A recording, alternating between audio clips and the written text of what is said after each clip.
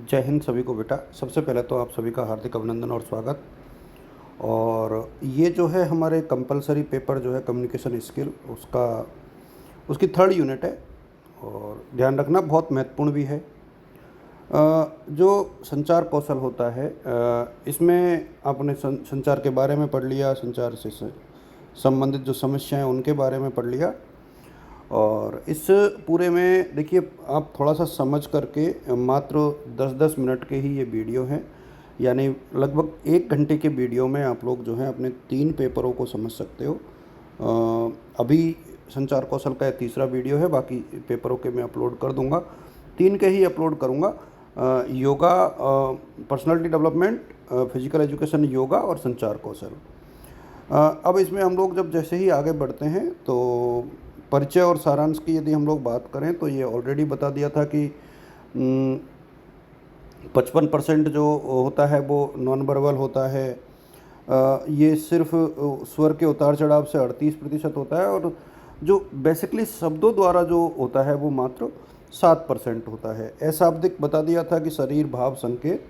Paralinguistic में स्वर, गति और लय होती है, और आमने सामने बातचीत होती है। कार्यस्थल पर पेशेवर शिष्टाचार और टेलीफोन।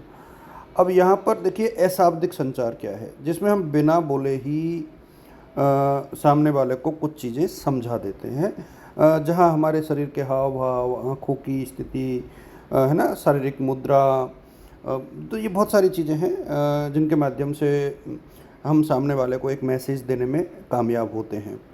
और शब्दों की भूमिका मात्र 7% है, और 93% जो संदेश होते हैं वो हमारे अशाब्दिक होते हैं। इसको लेकर के ऑलरेडी मैं बता चुका हूँ।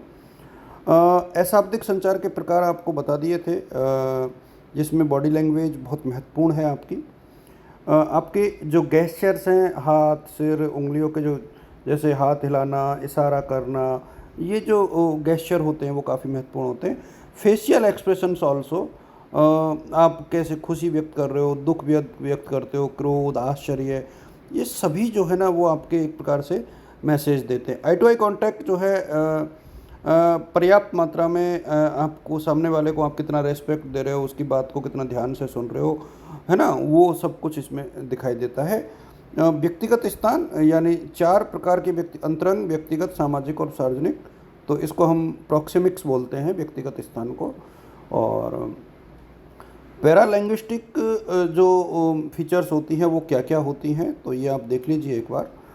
ये वे मौखिक गुण हैं जो शब्दों के अर्थ से नहीं बल्कि शब्दों के बोलने के तरीके से जुड़े हैं, जहां आपकी टोन और पिच जो है वो क्या कह रही है, इसका आप लोग ध्यान रखना पड़ता है कि आवाज़ का ऊंचा नीचा होना, स्वर में उतार चढ़ाव, ये चीज़ें हैं। इसके बाद रेट, स्पीड, है ना, तेज़ बोलना, घबराहट, then rhythm is also a important part of this, है ना।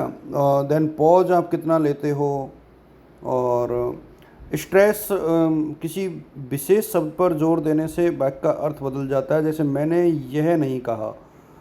तो ये इस तरीके से आप देखोगे, किसी बात को आप बहुत फोर्सली कहोगे तो वहाँ भी अपनी बात रखी जा सकती है। और पैरालिंग्विस्टिक विशेषताओं का जो व्यवहारिक उपभोग है वो देखो पेशेवर में भी होता है, यानी प्रोफेशनल लाइफ में भी होता है, और पर्सनल लाइफ में भी होता है।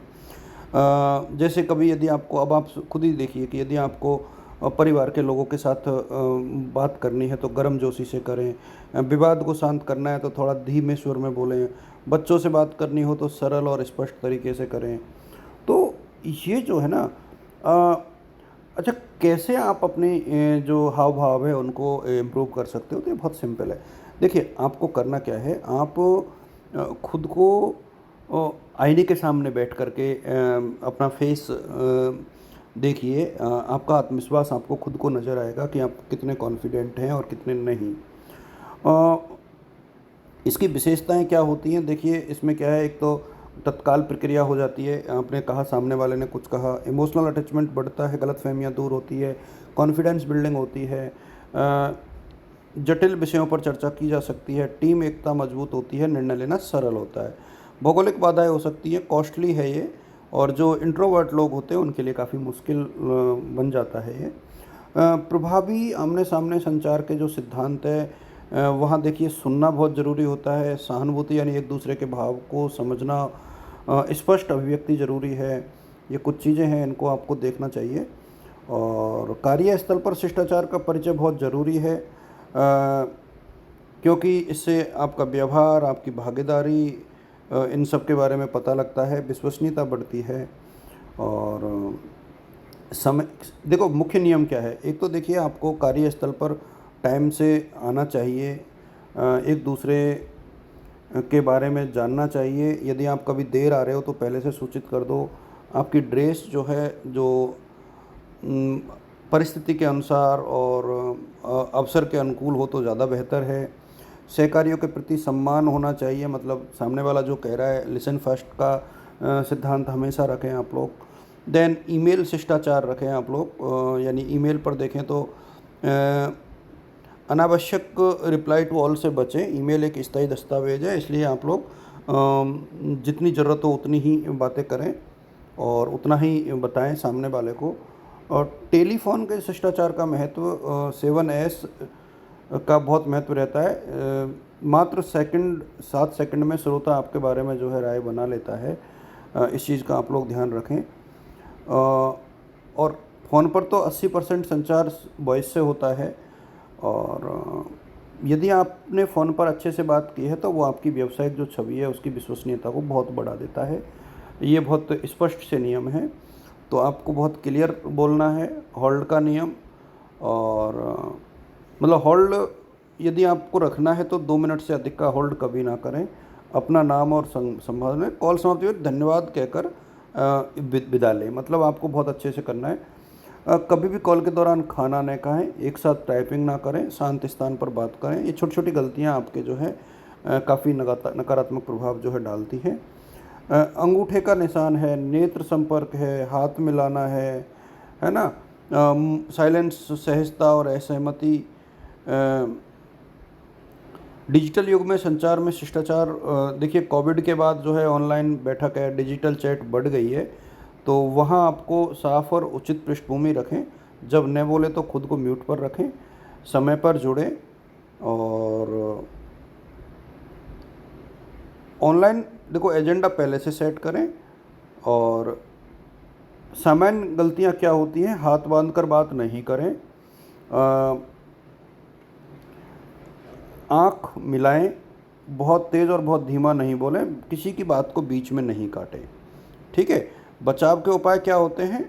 खुली शारीरिक भाषा, उचित नेत्र संपर्क, मध्यम गति से बोलें, दूसरों को अपनी बात कहने दें, बातचीत के दौरान फ़ोन रखें, सक्रिय श्रवण का अभ्यास करें। ये कुछ चीज़ें हैं जो आपको ध्यान रखनी है। अब हम लोग ऑब्जेक्टिव टाइप क्वेश्चंस के ऊपर आते हैं। तो अल्बर्ट मेहरानवियन के अनुसार जो है संचार में शब्दों की भूमिका जो है मात्र 7% होती है। कौन सा अशाब्दिक संचार का उदाहरण नहीं है? तो लिखित ईमेल, ये शाब्दिक है। प्रोमेक्स्टिक जो होता है वो आंखों से संपर्क को मानते हैं, प्रॉक्सेमिक्स को। और क्वेश्चन नंबर 4, पैरालिंग्विस्टिक में पिच जो होती है वो आवाज़ का ऊंचा नीचापन है। आमने सामने संचार का सबसे बड़ा लाभ ये होता है कि तत्काल प्रतिक्रिया मिल जाती है। एक्टिव लिसनिंग में बीच में नहीं काट सकते हैं, बीच में नहीं काटना चाहिए, यही एक्टिव लिसनिंग की बात है। किस देश में अत्यधिक नेत्र संपर्क को अनादर माना जाता है? तो जापान में जो है अत्यधिक नेत्र संपर्क आप करोगे तो अनादर माना जाएगा। बोलते समय सही स्थान पर विराम महत्वपूर्ण बिंदुओं पर जोर देने के लिए लिया जाता है। पैरालिंग्विस्टिक विशेषताओं में बोलने का तरीका शामिल है।